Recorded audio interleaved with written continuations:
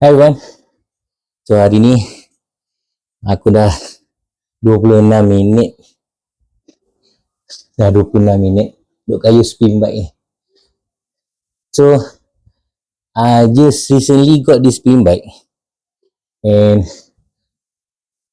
this is what I have been not what I have been doing, this is what I'm supposed to be doing.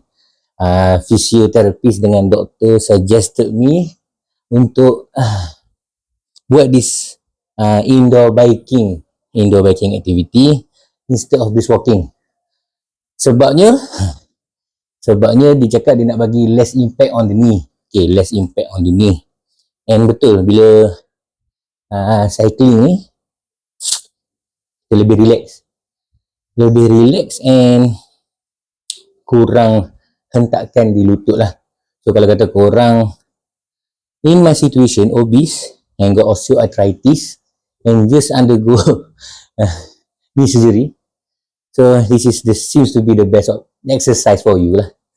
And yes, perlu juga.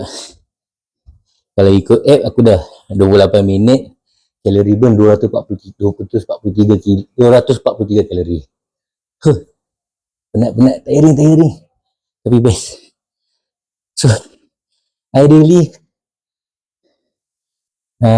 cycling for half an hour cukup kot, and sambil tengok TV. Yeah, and it just happen sekarang ni macam jerebu sikit. Tadi baru aku cakap saya berjaya jerebu teruk, and dekat sini pun ada bau asap. So being indoor is the safe option lah. Being indoor is the safe option, and you can control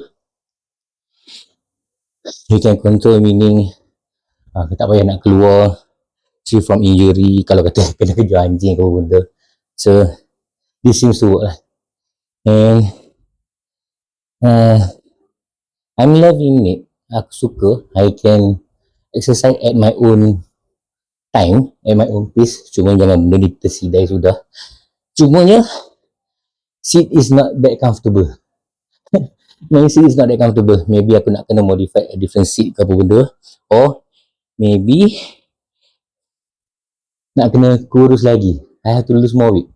Mungkin by being lighter baru aku akan okay. So korang rasa macam mana?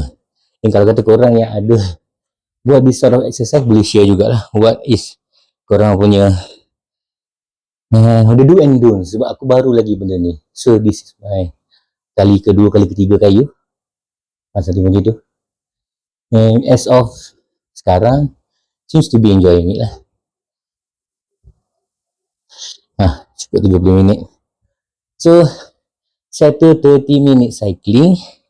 Nanti aku akan share juga aku punya data lah. Aku punya Huawei punya data. And being in cycle 30 minit aku dah burn 262 kalori. So okay lah, say. Seperti biasa, jangan lupa like, share, follow, komen. Nanti kita jumpa lagi di video seterusnya. Assalamualaikum. Bye.